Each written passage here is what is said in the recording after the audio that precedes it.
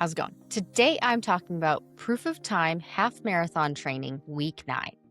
This is Running to the Castle, a podcast for slow, back-of-the-pack Run Disney runners on a journey to running magical miles. Join me, Dr. Allie, as I share the secrets I've gathered as a runner, doctor of physical therapy, and coach. You'll learn the exact ways I get my clients to the castle strong, have a bigger buffer ahead of the balloon ladies, and have time to stop for character photos. Keep listening if your goal is to PR in fun, cross the finish line without feeling broken, and have energy to enjoy the Disney parks. This week was good and bad, right? Those are very subjective. Remember, we are taking this information with a grain of salt. We are just focusing on 80% is good enough. So it was good in the fact that I did my pace testing, I did a speed workout, and I did one cross-training run. And I did one strength workout this week. So overall, 3 out of 5 cardio workouts, 1 out of 3 strength workouts. Did I get it all? No. Is it the end of the world? No. And this episode is going to show you how you can still make progress, especially if you have a speed or a proof of time goal, even if training has not been perfect. So I am a recovering perfectionist. Everything used to need to be so perfect, get it right.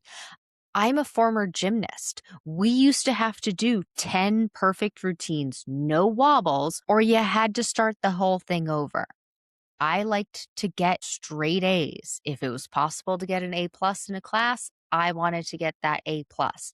I like when things are in order. I like when things are done right. And I like to do absolutely every single thing that I can.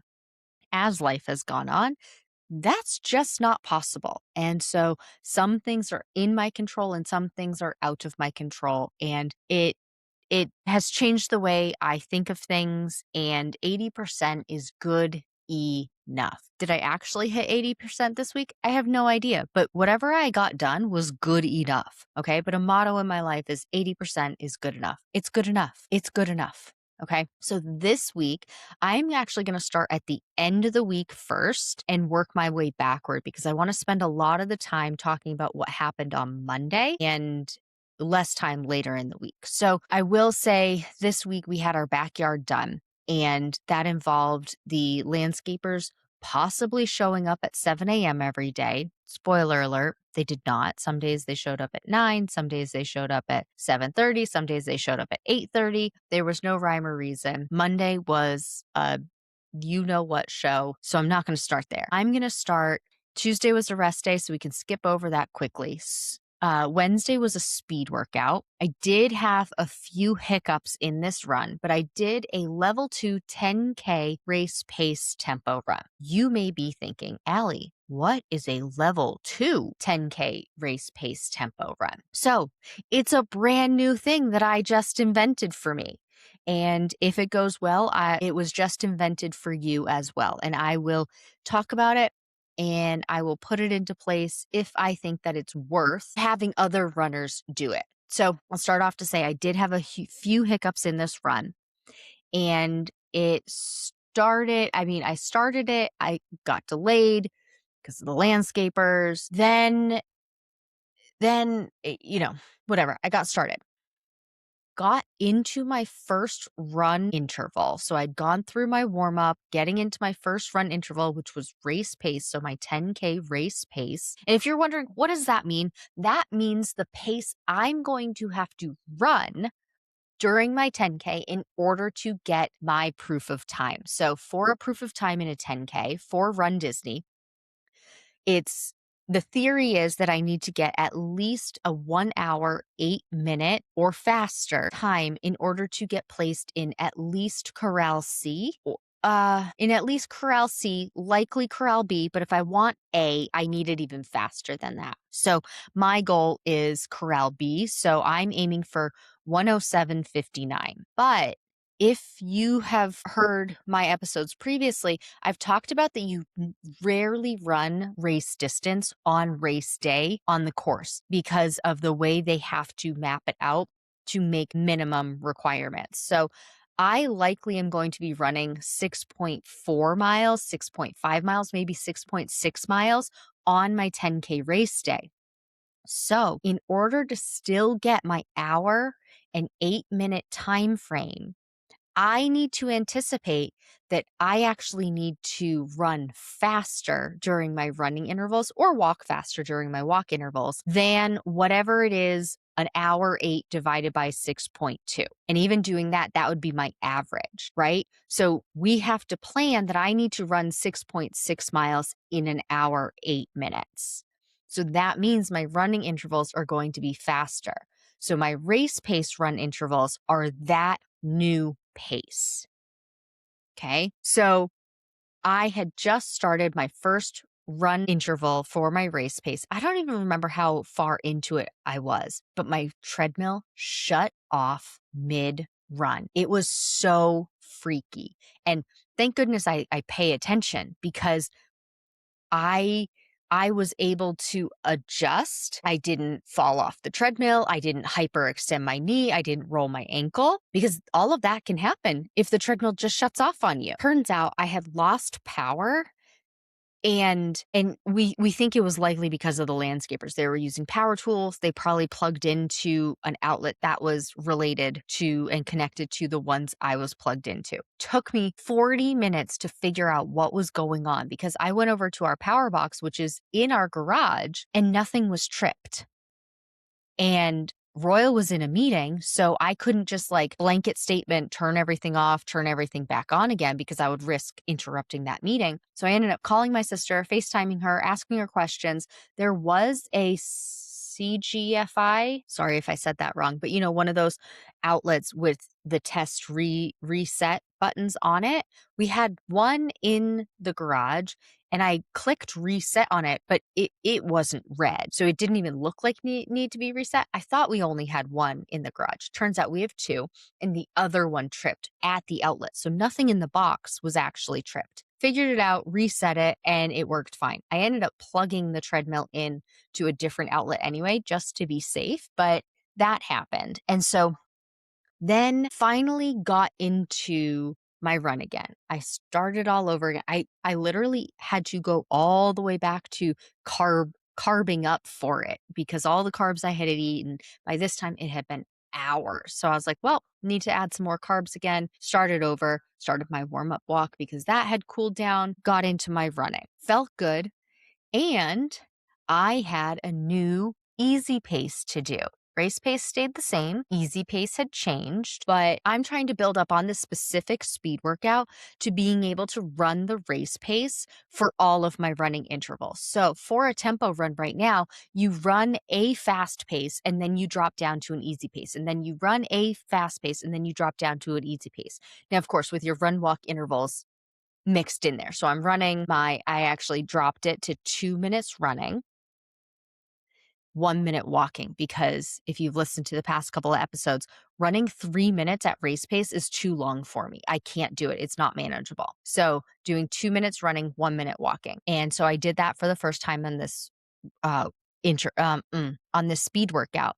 But I'm also, if you notice this was called level 2, I'm also increasing how many run intervals in a row are race pace before I have an easy pace. And the goal is to get all of the run intervals in that 45-minute workout to be race pace.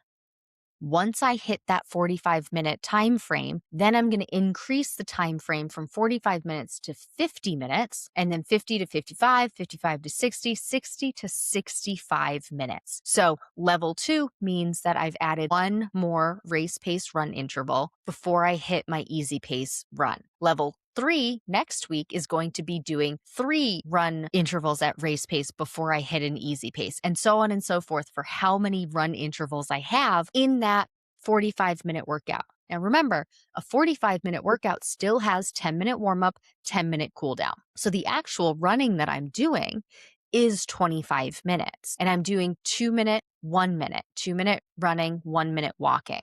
So if you do 30-30 intervals, you aren't going to do the same number of running intervals as me. You are going to do the number that you need. right? Because 30 intervals, you're going to have more intervals than I have at 2 minutes, 1 minute.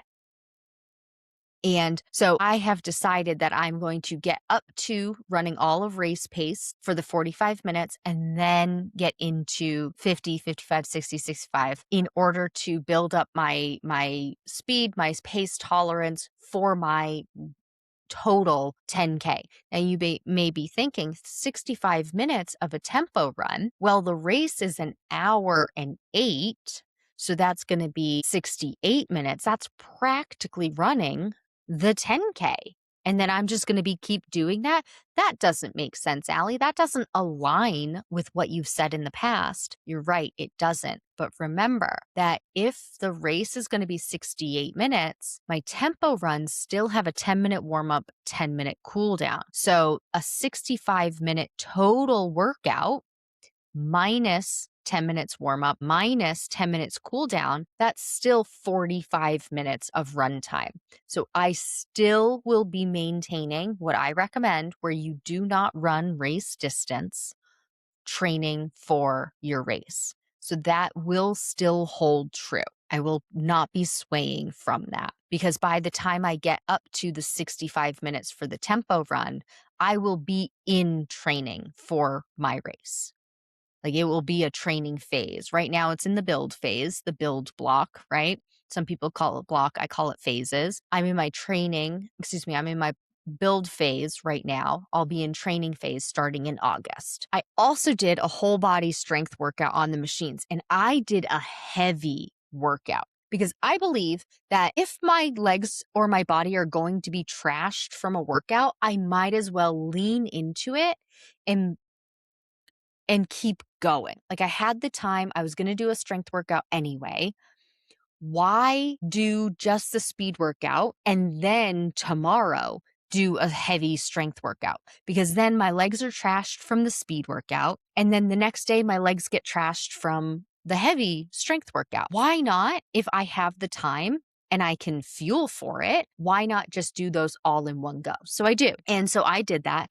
Goal with a heavy weight workout is to be able to do between 5 and 8 repetitions, closer to 5 if you can get it. But some of those sets, you may be getting up to the 8 reps in the first set, right? You may get to 8 reps or close to it.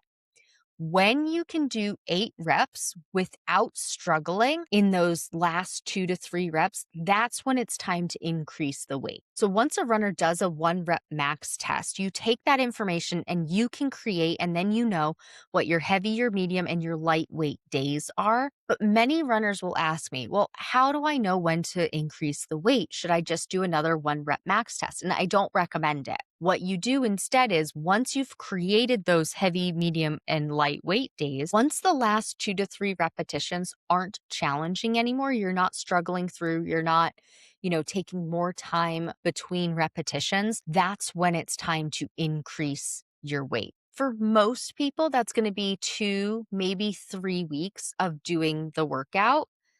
If you are having no problem with your weight right now, the weights that you're lifting, you probably can increase them. And if you haven't done a 1 rep max test, I really do recommend doing that. But we're not going to go into too much detail on that because this is about the proof of time training. So anyway, I did that strength workout.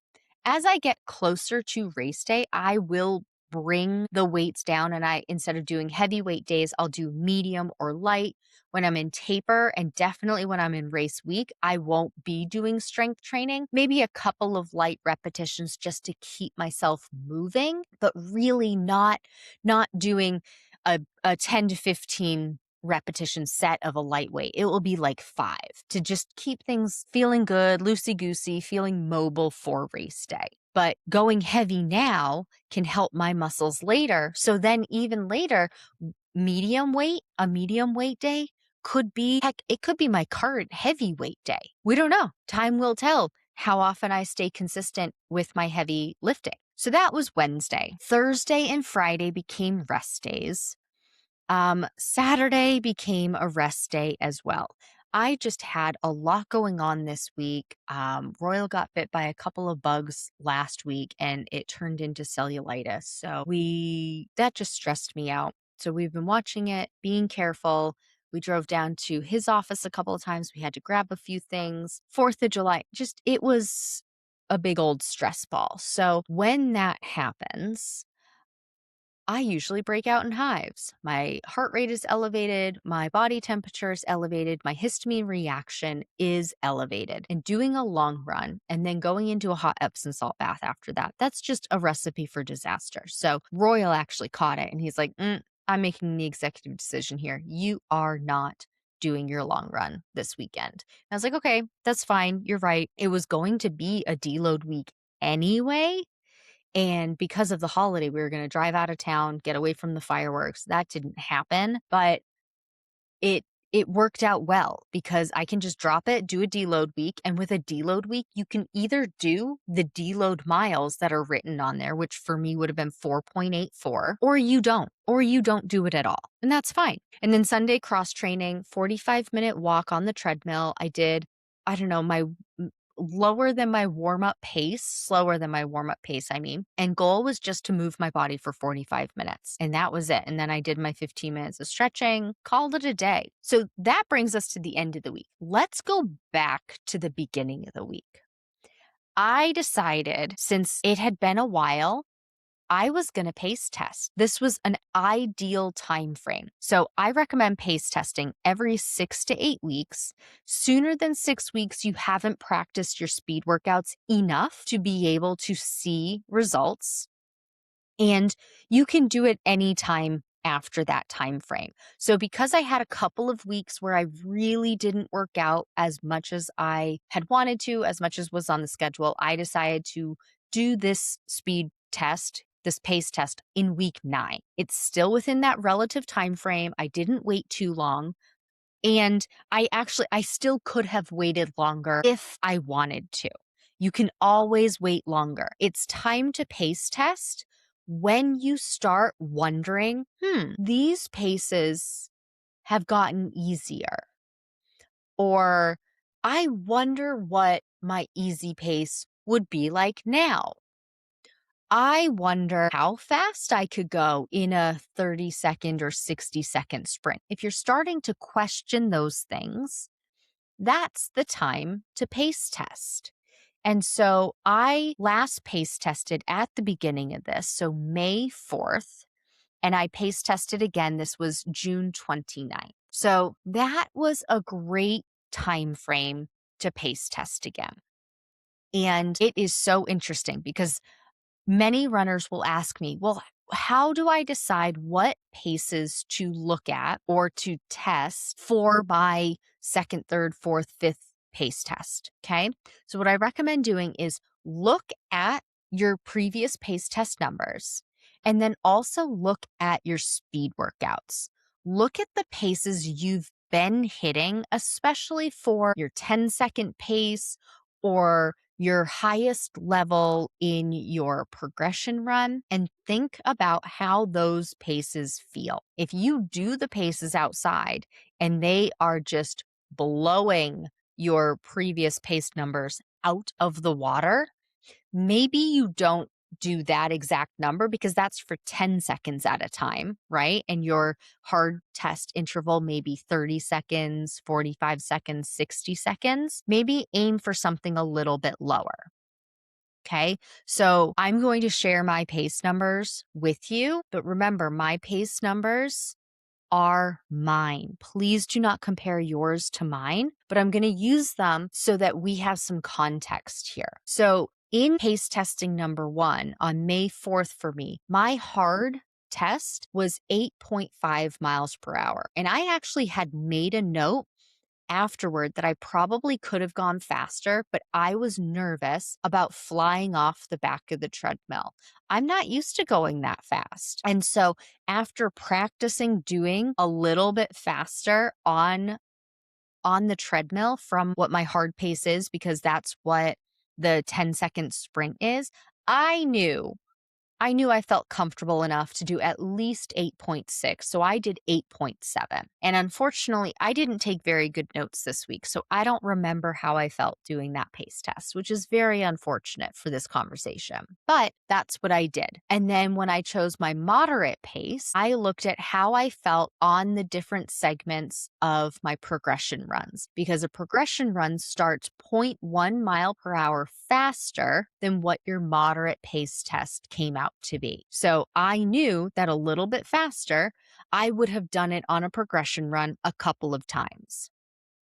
And my race pace run interval is close to what my new moderate pace is, but it was a little bit faster than my old moderate pace. So I had an idea of what my body felt like doing that because I've been practicing it for a while. So when you go to pace test again, I do recommend look at your old pace test numbers, look at your recent speed workouts in the past 6 to 8 weeks that you've been doing and compare it. Just choose like, okay, pace test number 1 says this, and then on my speed workouts, I've been doing this, and this is how I felt doing those on the speed test. My speed workouts. So now I know how my body feels, and you can do more of an educated guess on how to do it. I do recommend when you pace test, do it the same way you did before. If you did it outside before, do it outside again. If you did it on the treadmill before, do it on the treadmill again, because the numbers are not 100% correlating, right? Many runners will go faster outside, but some runners will go slower outside. Some runners don't feel comfortable on the treadmill. All of these will factor into what your pace test results show.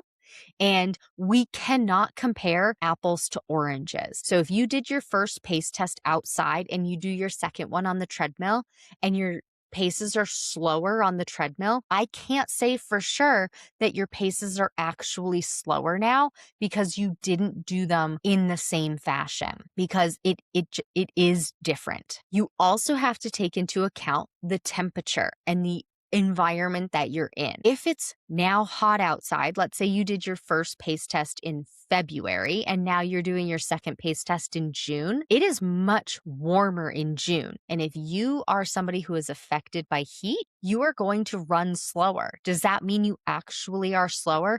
No, it does not. It does not, because now you are in warmer temperatures. Your body is already working harder. So your numbers are not going to match very well. And what that means is it's not that you don't pace test in the summer. It's we keep these numbers as summer numbers. And then we pace test again when it's starting to get cooler again in September, as an example. And we just keep those numbers and we just overall see how we're doing. What the ideal situation is you get multiple months over the course of a year at different temperatures and you start seeing the overall trend. Like if you remember devising a slope in math class ages and ages ago. What is that? Algebra 2, something like that. And you create a slope so that you can see the overall trend. Sometimes it will go down, sometimes it will go up. And then we look at the overall trend over the course of 6 months, a year. Because if you pace test, let's just say you pace test every 8 weeks, that's 3 pace tests in a 6-month period, right? And so then that's 6 over the course of a year. That's a lot of data. And so we don't want to just look at the one. In my case, I did get faster on all of my paces. And that was a really cool feeling. So on my warm-up walk, I got faster by 0.2 miles per hour, which at the pace that I was going for a warm-up walk is almost 1 minute per mile faster. That was 50 seconds per mile faster. And I say that because I want you to compare that to my hard pace. I also went 2.2 miles per hour faster on my hard pace, and that was a 10-second difference.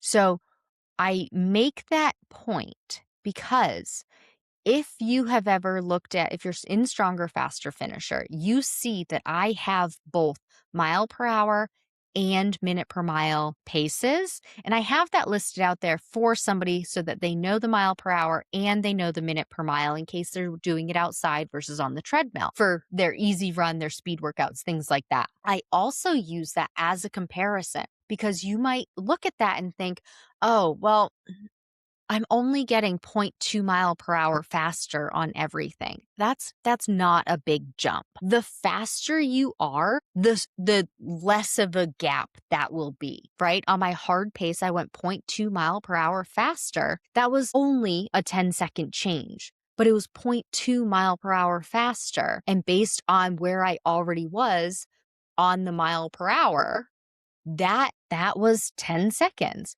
but 0.2 mile per hour faster at my slower warm-up pace, that was 50 seconds faster. See?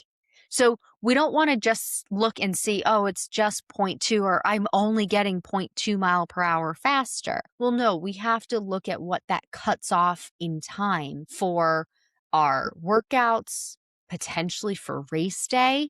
And please remember, in the opposite vein, that a hard pace, if you quote unquote only got 10 seconds per mile faster, that's still 0.2 mile per hour faster, right? Like we can look at it both ways. So if you see, oh, I only got 10 seconds per mile faster, what a bummer, it's not that big of a jump. Well, you're already so much faster, so the jump is going to be smaller. So it's relative.